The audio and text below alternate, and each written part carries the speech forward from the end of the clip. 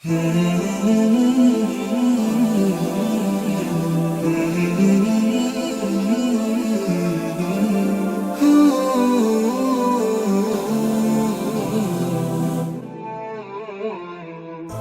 يجدد في جمعية الدعوة نور، الدعوة للجميع. Bismillahirrahmanirrahim. Assalatu wassalam ala asyrafil mursalin wa ala alihi wa sahbihi ajma'in, amma ba'd. Assalamualaikum warahmatullahi wabarakatuh. Mga kapatid sa Islam, nandito naman po tayo para magbigay ng Islamikong pagpapayo patungkol ito sa mataas na pangarap ng isang Muslim. Opo mga kapatid, tayo bawat isa ay mayroong pangarap na gustong marating. At ang pangarap na ito ang tumutulak sa atin para sa paggawa, para sumigla, para bumangon sa araw-araw ng hamon ng buhay. Kaya dahil sa pangarap na ito mga kapatid, bawat isa meron siyang pinapangarap. Dito man sa mundo o sa kabilang buhay. Kaya dahil sa pangarap na yan, ay pilit nating bumangon, pilit natin nakmakilala ang ating mga sarili. Kaya bilang Muslim, dapat mataas ang ating pangarap. Napakataas. Kasi nga gusto natin makaabot doon sa tagumpay. Maabot kung saan ikakalugod ng Allah subhanahu wa ta'ala. Kaya dahil sa ano na yan mga kapatid, sa pangarap na yan, ay pilit nating gingising ating sarili sa realidad ng buhay. Kasi ang buhay ay merong realidad. Kaya merong hadith dito si Prophet Salam an Ibn Abbas radhiyallahu anhu anna Nabi sallallahu alaihi wasallam fi ma yarwi an rabbih azza wa jal qala inna Allah kataba al-hasanat was-sayyi'at thumma bayyana dhalika faman hamma bihasanatin falam ya'malha katabahu Allahu lahu 'indahu hasana kamila. Katulad sa hadith ni Ibn Abbas radhiyallahu anhu na ayon sa Propeta Salam na sinabi ng kanyang Panginoon katotohanan, si Allah ay isinulat ang mga mabubuti at mga masasama. At pagkatapos ipinapaliwanag niya ito. Kaya ang sino mang humangad ng mabuti ay hindi niya ito ginawa. Isulat ito ng Allah para sa kanya na isang buong kabutihan. At kung humangad siya at saka ginawa ito, isulat ito ng Allah para sa kanya ng 10 kabutihan hanggang sa 700 beses, hanggang sa marami pang beses. Kaya ito mga kapatid, bilang Muslim, itong inaano natin. Dapat hangarin talaga natin na gumawa ng mga kabutihan. Kasi nga, umaabot yan minsan sa 700, ganon ang pabor ng Allah subhanahu wa ta'ala sa kanyang mga alipin. Gusto ng Allah subhanahu wa ta'ala na kayang burahin ang iyong mga masasamang gawa. Gusto ng Allah subhanahu wa ta'ala ipakita ang kanyang habag sa sanlibutan, sa kanyang mga nilikha. Kaya pinaburan niya talaga ang mga taong gumagawa ng mabuti. Kaya mangarap ka ng kabutihan kapatid. Allahu Akbar, kapag ikaw mabuti at inukol mo lamang kay Allah subhanahu wa ta'ala, lillahi rabbil alamin, para lamang kay Allah subhanahu wa ta'ala, ay talagang kalulugdan ka ng Allah subhanahu wa ta'ala.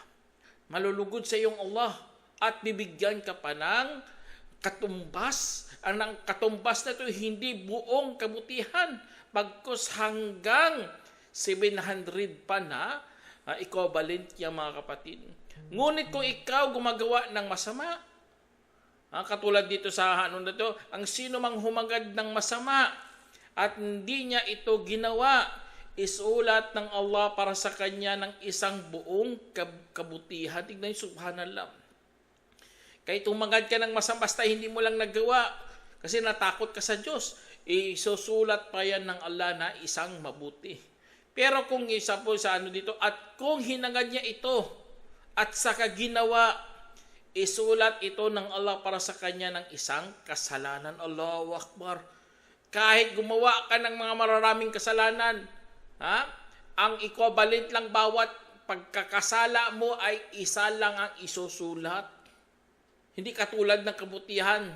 Kabutihan 10 hanggang 700. Kaya ang hadith na ito galing sa Sahih Bukhari Muslim. Kaya ito mga patunay talaga ito mga kapatid.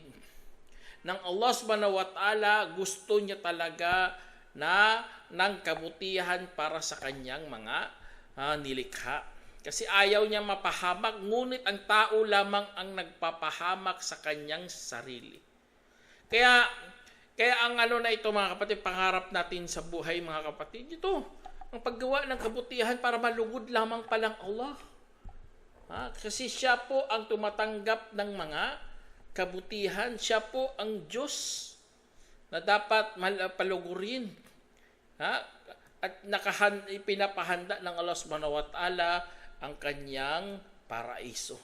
Kaya, dahil doon mga kapatid, dapat isa sa mga hinahangad din natin bilang mataas na hangarin ang pagpapakalat ng kaalaman. Ayaw na natin sa kamangmangan. Nasusuklam na tayo kapag itatapon sa impyerno kung sa pagdating ng araw ng paghukom. Ayaw natin yan. Nasusuklam tayo dyan. Kaya dapat ipakalat mong kaalaman, ituruan mo muna sarili mo. Ganun ang hangarin ng mga Muslim na dapat maalis sa kamangmangan. Tingnan nyo kapag sila nagsasalita ng kamangmangan, ay talagang kamangmangan talaga kasi hindi sila nag-aaral. Ang kanilang basihan, based in experience, hindi nila alam, baka ang experience nila galing sa chismis, ang pundasyon chismis. Kaya, auzubillah. Kaya tayo mga Muslim, nag-aaral talaga tayo.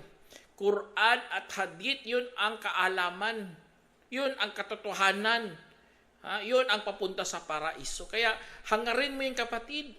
Ganon tayo maglagay ng mataas na pangarap ang matutunan ang ating reliyong Islam.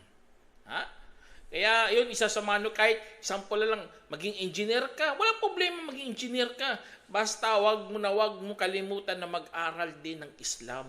Walang problema maging doktor ka, pero dapat marunong ka magbasa ng Quran sa wikang Arabo. Na ang pagbigkas sa wikang Arabo din, Allahu Akbar. Ganun po mga kapatid. Hindi step aside mo talaga totally ang ating relihiyon. Hindi ganun. Sa pag-aaral din, dapat mayroong sinasamahan dyan ng mga gandang asal. At ang mga magagandang asal, doon natin kunin sa Quran at sa Hadith. Kasi ang Quran at ang Hadith mayaman sa pagtuturo ng mga mabubuti. Allahu Akbar.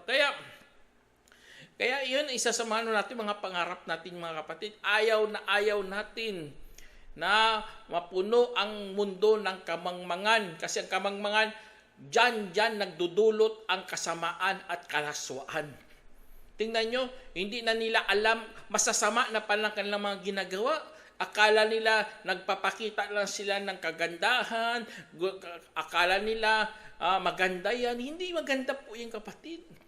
Yun ay kinasusuklaman yan ng Allah. Ang mga ganong mga kahalayan. Kaya alhamdulillah dahil sa pag-aaral natin yan. Natutunan natin na masama pala yun. Kaya ganon ang pag-aaral. Kaya dapat ganon ang ating pangarap na dapat na mag-aral ka para mailayo mo sarili mo sa impernong apoy. Kaya kung ayaw mo maging manunulat mga kapatid, para mapakinabangan ng iba, maging mambabasa upang makinabang ang iyong sarili. Ganun lang yan mga kapatid. Hindi naman lahat magkatulad. Kung ayaw mo mag-aral, ay makinig ka na lang. Kung ayaw mo makinig, iano mo talaga, i-challenge mo sarili mo mga kapatid na lahat ng ginagawa mo ay dapat meron kang matutunan. At kapag matutunan mong isang bagay, dapat para lamang kay Allah.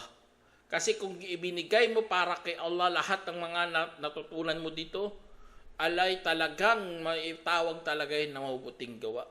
Papasukin ka ng Allah subhanahu wa ta'ala sa paraiso. Meron nga ditong hadith na an Aisha zawjan Nabi sallallahu alaihi wasallam akhbarathu anna Rasulullah sallallahu alaihi wasallam qala ma min imri'in takunu lahu salatun bil laili yaglibuhu 'alaiha an-nawm illa kutiba lahu ajru salatihi wa kana nawmuhu 'alaihi sadaqah. Tulad sa na inulat ni Aisha radhiyallahu anha na asawa ng Propeta sallam na kanyang binalita na sinabi ng Propeta sallallahu alaihi wasallam, walang taong merong siyang pagdarasal sa gabi habang natalo siya ng antok maliban na isulat para sa kanya ang gantimpala ng kanyang pagdarasal at ang kanyang pagtulog ay kawanggawa para sa kanya. Isinilaysay ni Abu Dawud. Kaya tingnan nyo mga dito sa hadith na ito mga kapatid. Ang mga Muslim, syempre, mahina naman tayo. Kasi tao tayo Likas sa atin pagiging mahina. Ngunit ang ating hangarin na yan ang magtutulak sa atin. Kahit di na kaya ng iyong katawan, huwag kang magproblema. Kasi nga, ang Allah subhanahu wa ta'ala ay maunawain. Ay talagang susuklian ang iyong pagod. Ang iyong pagod kapatid sa iyong katawan, susuklian niya ng Allah. Katulad dito na natulog na siya. Nakatulog siya sa sala sa gabi. Kaya ang tawag sa kanyang pagtulog, sadaka para sa kanya. Allahu Akbar. Kasi nga, inayos niya ang kanyang hangarin. Hindi lang hangarin niya matulog para mapahinga lang siya. Iniisip niya talaga na ang pagtulog niya para makapagsamba pa sa gabi. Subhanallah. Kaya nakakaganda talaga, napakaganda ng ating reliyon. Kapag sa pagturo lang ng lillahi rabbil alamin para lamang sa Panginoon ng sanlibutan. Kasi doon tayo nakakuha ng idea mga kapatid na ang pagdarasal, ang mga paghangad natin ng kabutihan ay maraming pakinabang nakuha ang tao kahit sa pagtulog. Kaya hindi natin pinagmamalaki mga kapatid na tayo ay mga malalakas. Ngunit ang iniisip natin, paano tayo makagawa ng kabutihan na kalugod-lugod kay Allah. Hindi lang kabutihan na iniisip natin, dapat malugod talaga si Allah. Kasi ang kabutihan, kasi iba gumagawa ng kabutihan, pero kanino? Para lang ba sa magulang? Para lang ba sa iyong asawa? Para lang ba sa inyong mga anak? Hindi ganun ang pag-iisip ng mga Muslim, bagkus mataas ang pangarap ng mga Muslim. Pinapakita niya ang magagandang gawa niya na inuukol lamang kay Allah. Kaya sa Islam, tinuturuan talaga tayo ng ikhlas, dalisay, sa lahat ng mga gawain, hindi lang sa pagsamba, sa lahat ng gawain. Kasi nga, pinapakita natin yan kay Allah subhanahu wa ta'ala. Doon ka magmamalaki sa iyong gawa sa pagdating ng araw ng paghukom. Dito sa mundo, hindi natin niya pinagmamalaki ang ating mga mabuting gawa kasi hindi natin alam kung katanggap-tanggap pa yan kay Allah o hindi. Pero sa araw ng paghukom, ipagmamalaki mo yan sa time na nahawakan mo na ang iyong talaan ng gawa sa iyong kanang kamay. Kapag nahawakan mo na dyan, Allahu Akbar, ipagmamalaki mo talaga ng husto. Dapat ganun ka mangarap kapatid, ganun ang iisipin mo. Kasi kapag ikaw nangarap lang ng buting gawa, tapos tuldok, wala na para kay Allah, wala na sa kapakanan ni Allah, ay talagang sinayang mong buhay mo. Talagang naligaw ka kapatid. Bakit mo binuhos ang buhay mo sa makamundong bagay? Akala mo gumagawa ka ng mabuti, hindi. Tawag dyan pakitang tao. Kahit ikaw mabuti pa sa mga magulang mo, kahit ikaw nagbibigay ng milyon sa kawanggawa, wala kasing para kay Allah. Nagkamali ka talaga. Ginawa mo para sa foundation, para sa tao, para marespetuhin ka, para mahalin ka ng mga tao, para igalang ka, subhanallah. Bakit mo yan ginawa, kapatid? Hindi ka ba natatakot mayroon pang araw ng pagbukom? Hindi tayo naghahangad ng pagpapasalamat sa tao. Dapat doon ka humangad kay Allah. Yun ang ating mataas na pangarap na malugod si Allah subhanahu wa ta'ala sa atin. Aanhin natin yan, malugod ang mga tao tapos nagagalit naman ng Allah. O kaya gumagawa ka ng mabubuti pero hindi naman para kay Allah.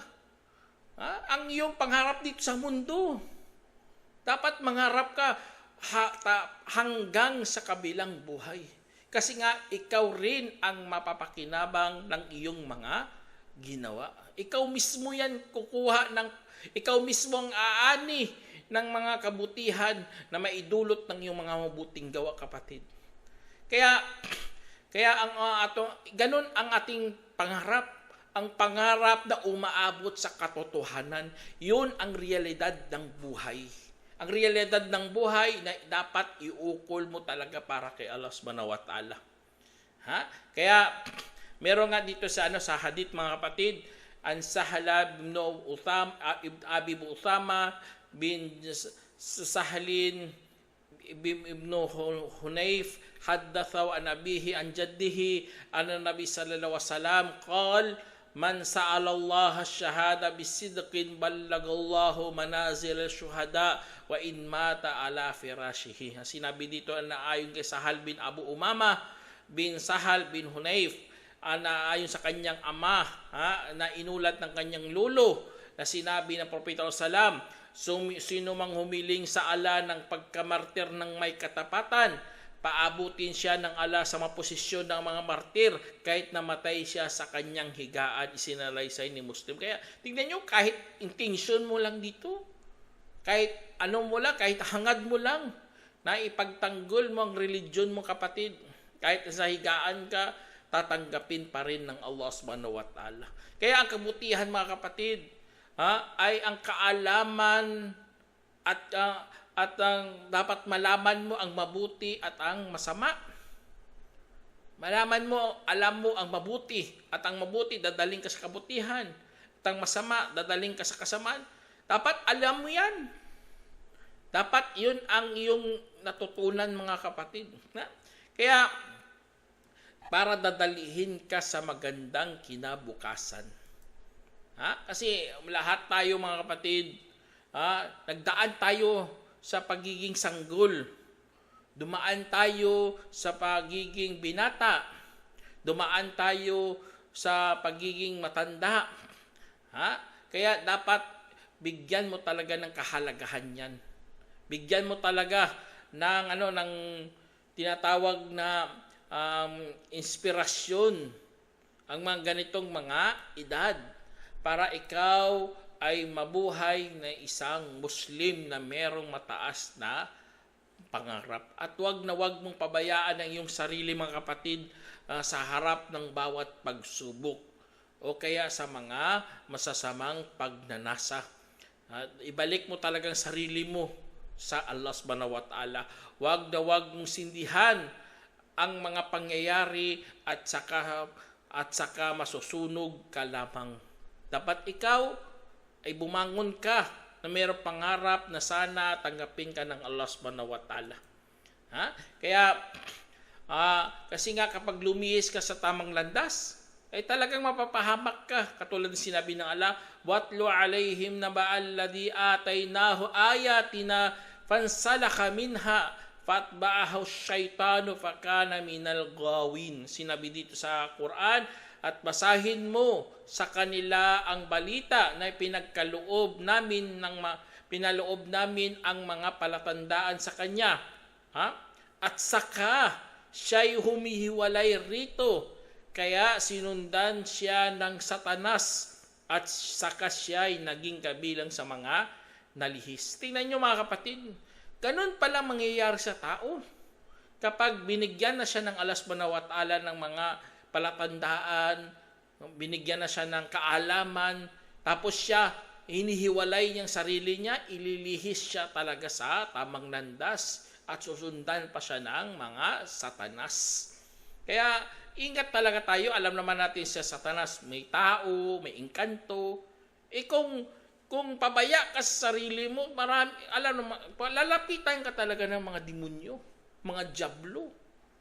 Ang mga diablo, mga satanas, ano pa dyan? Ay, ano yan, yung mga malalayo yan sila sa habag ng Allah. Malalayo yan sila sa habag, kaya nakakatakot yan. Kaya bilang Muslim, dapat labanan mo talaga ang problema ng buong lakas, lalo na ang tukso, mga kapatid. Gamitin mo ang gabay ng Allah subhanahu wa ta'ala na ibinigay sa iyo.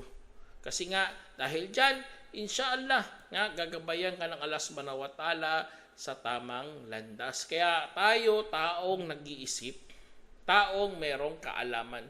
Sana meron kayong napulutang aral, mga kapatid. Hanggang dito na lang. Assalamualaikum warahmatullahi wabarakatuh. جمعية الدعوة نور، الدعوة للجميع.